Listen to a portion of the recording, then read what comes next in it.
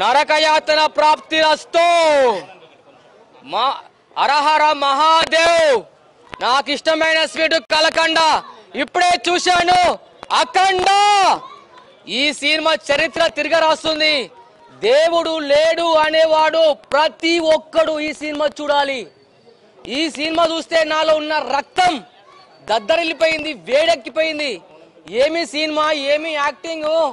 బాలకృష్ణ గారు మీ యాక్టింగ్ కి, మీ డైలాగ్స్ కి నేను ఏం మాట్లాడాలో నాకు అర్థం కావట్లేదు. పిచ్చుక ముందు బ్రహ్మాస్త్రం వేసినట్టు ఈ సినిమా ఒక్కొక్కరిని అసలు ఇలాంటి సినిమా ఒక శివుడు అనేవాడు ఉగ్ర రూపం చూపించాడు.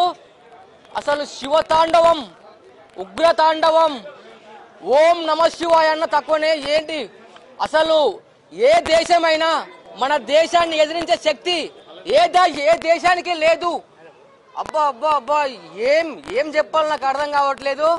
అసలు బాలకృష్ణ ఒక డైలాగు, ప్రపంచ దేశాలలో దేని గురించి అయినా మతం చూపిస్తారు, ఈ దేశంలో ధర్మం సనాతన హైందవ ధర్మం.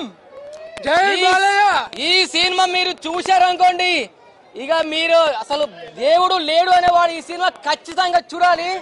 అసలు ఏమి యాక్టింగ్, ఏమి ఫైట్స్, ఏమి డైలాగ్స్, ఏమి లొకేషన్స్. అసలు అబ్బా అబ్బా అబ్బా.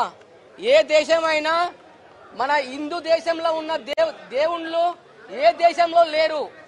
ప్రతి ఒక్కరు చెప్తున్నాను, ఈ సినిమా ప్రతి ఒక్క హిందువు దేవుడు లేడు అనేవాడు ప్రతి ఒక్కటి సినిమా చూడాలి. నేను మాటలు చెప్పలేను. ప్రతి ఒక్కరు సినిమా చూడాలి. అసలు తమన్ గారైనా ఈ మ్యూజిక్ కొట్టింది. తమన్ గారు ఒక శివుడు రూపంలో వచ్చి మ్యూజిక్ కొట్టాడా లేక తమనే కొట్టాడా నాకు అర్థం కావట్లేదు.